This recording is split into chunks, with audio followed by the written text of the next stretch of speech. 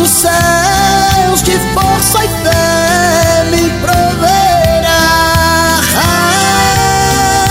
Se a Ele eu servir e a sua lei cumprir, bem certo estou de que Jesus me ajudará.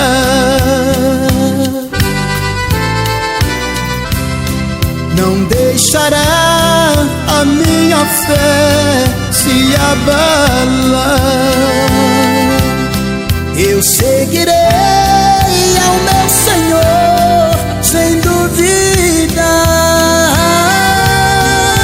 Com afeto guardarei a doutrina do meu Rei, e neste mundo orientará meu caminhar.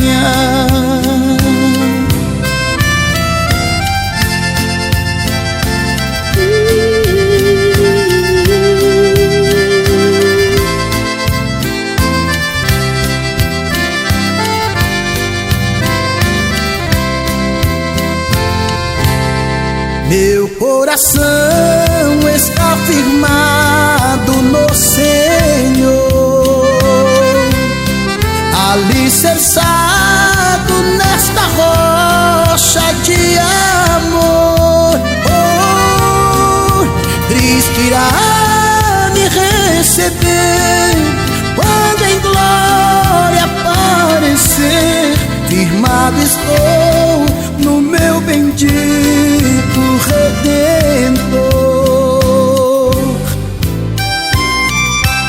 Quem dera que se cumprisse o meu desejo e que Deus me desse o que espero. Amados, não vos desanimeis, sabeis que Cristo Jesus está convosco. Se Deus é por nós, quem será contra nós? Quem será contra nós?